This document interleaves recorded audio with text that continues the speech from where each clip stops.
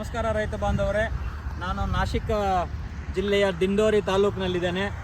ನಿಮಗೆ tomato low wire tomato ಬೆಳೆ ಬಗ್ಗೆ ನಾನು ಈಗ ವಿವರಣೆ ಮಾಡಲಿದ್ದೇನೆ. ಈಗ ನೋಡಿ, ಇಲ್ಲಿ 4 ಅಡಿಯ ಒಂದು ಬೆಡ್ಡನ್ನು ಮಾಡಿರ್ತಾರೆ. ಒಂದು 6 ಅಡಿಯಷ್ಟು ಜಾಗವನ್ನು ಬಿಟ್ಟಿರ್ತಾರೆ ಈ ಪ್ರದೇಶದಲ್ಲಿ. ಈ ನಾಸಿಕ್ನಲ್ಲಿ ಹೆಚ್ಚಾಗಿ ದ್ರಾಕ್ಷಿ ಬೆಳೆಯಲಾಗುತ್ತೆ. ಸೊ ಹಾಗಾಗಿ ದ್ರಾಕ್ಷಿಗೆ ಏನೋ ಮಾಡಿರ್ತಕ್ಕಂಥ ವಿವಿಧ ವೈರ್ಸ್ ಇದ್ದಾವೆ. ಅದೇ ವೈರ್ಸ್ನ ಉಪಯೋಗಿಸ್ಕೊಂಡು ಟೊಮೆಟೊ ಬೆಳೆಯನ್ನು ಬೆಳೆದಿರ್ತಾರೆ. ನಾವು ನೋಡ್ಬೋದು ಇಲ್ಲಿ. ಸೊ ಗೊಂಚಲಾಗಿ ಪ್ಲಮ್ ಶೇಪ್, ನಾವೇನು ಹೈಬ್ರಿಡ್ ಅಂತ ಕರಿತೀವಿ, ಹೈಬ್ರಿಡ್ ಟೊಮೆಟೊನ ಬೆಳೆದಿದ್ದಾರೆ. ಸೊ ಭಾಳಷ್ಟು ರೈತರಿಗೆ, ಕರ್ನಾಟಕದ ರೈತರಿಗೆ ಉತ್ಸಾಹಕತೆ ಇರುತ್ತೆ. ಯಾಕಂದರೆ ನಾಸಿಕ್ ಅಂದ ತಕ್ಷಣವೇ ನಮಗೆ ನೆನಪು ಬರೋದು ಕೋಲಾರ, ಚಿಕ್ಕಬಳ್ಳಾಪುರ ರೈತರಿಗೆ ನೆನಪು ಬರೋದು ಟೊಮೆಟೊ. ಯಾವಾಗಲೂ ಕೇಳ್ತಾ ಇರ್ತಾರೆ, ನಾಸಿಕಲ್ಲಿ ಬೆಳೆ ಹೆಂಗಿದೆ. ಸೊ ನಾಸಿಕ್ ಟೊಮೆಟೊ ಬಂದರೆ ನಮಗೆ ಟೊಮೆಟೊ ರೇಟ್ ಸಿಗೋದಿಲ್ಲ ಅಂತ. ಸೊ ಖಂಡಿತವಾಗಿಯೂ ನೀವು ನೋಡ್ಬೋದು, ಇಲ್ಲಿರ್ತಕ್ಕಂಥ ತಳಿಗಳು ಜಾಸ್ತಿ ಈ ಹೈಬ್ರಿಡ್ ತಳಿಗಳನ್ನು ಬೆಳೀತಾರೆ ಇವರು. ಈ ಕ್ರಾಪ್ ಎಂಡ್ ಸ್ಟೇಜಿಗೆ ಬಂದಿದೆ, ಇವಾಗ ಕ್ರಾಪ್ ಎಂಡ್ ಸ್ಟೇಜಲ್ಲಿದೆ. ಸೊ ನೀವು ನೋಡ್ಬೋದು, 6 ಅಡಿ ಪಾತ್ ಇರೋದ್ರಿಂದ ಚಿಕ್ಕ ಟ್ರ್ಯಾಕ್ಟರ್ ಹೋಗುತ್ತೆ ಸ್ಪ್ರೇ ಮಾಡಲಿಕ್ಕೆ.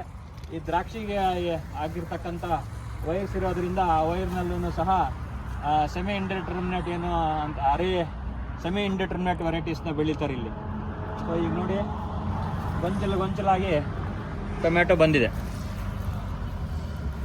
ಸೊ ಹೀಗಾಗಿ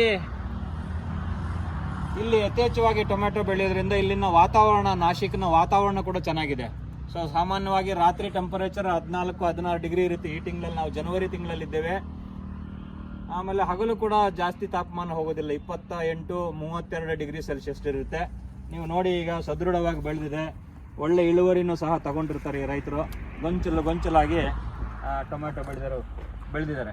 ಈ ವೈರ್ ಇರೋದ್ರಿಂದ ಇವರಿಗೆ ಭಾಳಷ್ಟು ಏನು ಸ್ಟೇಕಿಂಗ್, ನಮ್ಮ ದಕ್ಷಿಣ ಮಲೆನಾಡು ಪ್ರದೇಶ, ಹಳೆ ಮೈಸೂರು ಭಾಗದಲ್ಲಿ ಏನು ನಾವು ಸ್ಟೇಕಿಂಗಿಗೆ ಖರ್ಚು ಮಾಡ್ತೀವಿ, ಸೊ ಬಿಚ್ತೀವಿ. ಸೊ ಇಲ್ಲಿ ಆಲ್ರೆಡಿ ದ್ರಾಕ್ಷಿಗೆ ಹಾಕಿರ್ತಕ್ಕಂಥ ವೈರ್ ಇರೋದ್ರಿಂದ ಇವರಿಗೆ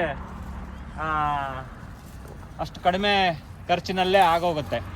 ಸೊ ಗೊಂಚಲಾಗಿ ಟೊಮೆಟೊ ಬಿಟ್ಟಿದೆ, ನೋಡ್ಬೋದು. ಸೊ ಈ ವಿಧದಲ್ಲಿ ಇವಾಗ ಸಾಮಾನ್ಯವಾಗಿ ಈ ಟೈಮಲ್ಲಿ ಟೊಮೆಟೊ ರೇಟ್ ಇರೋದಿಲ್ಲ. ಸೊ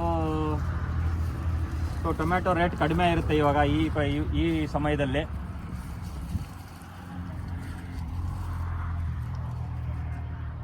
ಇಲ್ಲಿ ನೋಡಿ, ಗೊಂಚಲಾಗಿ ಟೊಮೆಟೊ, ಪ್ಲಮ್ ಟೊಮೆಟೊ ಬೆಳೆದಿದೆ.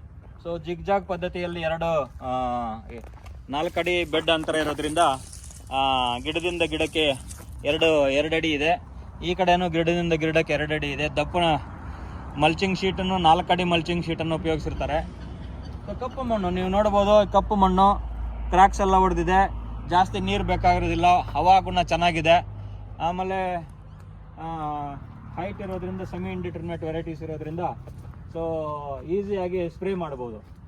ಸೊ ಇದು ನಾಸಿಕ್ನಲ್ಲಿ ಟೊಮೆಟೊ ಬೆಳೆಯಿರ್ತಕ್ಕಂಥ ಒಂದು ಪದ್ಧತಿ. ವಿಡಿಯೋ ಮಾಡಬೇಕು ಅನಿಸ್ತು. ಇದನ್ನು ನೋಡಿದ ತಕ್ಷಣ ನನಗೆ ಅಟ್ಲೀಸ್ಟ್ ಇದನ್ನು ವಿಡಿಯೋ ಮಾಡಬೇಕು, ನಮ್ಮ ಹಳೆ ಮೈಸೂರು ಭಾಗದ ರೈತರ ಜೊತೆ ಹಂಚ್ಕೋಬೇಕು ಅನಿಸ್ತು, ಕರ್ನಾಟಕದ ರೈತರ ಜೊತೆ ಹಂಚ್ಕೋಬೇಕು ಅನಿಸ್ತು. ಸೊ ಹಾಗಾಗಿ ನನ್ನ ಈ ಸಣ್ಣ ವಿಡಿಯೋವನ್ನು ನಿಮ್ಮೊಂದಿಗೆ ಹಂಚ್ಕೊತಾ ಇದ್ದೀನಿ. ನಮಸ್ಕಾರ ರೈತ ಬಾಂಧವರೇ.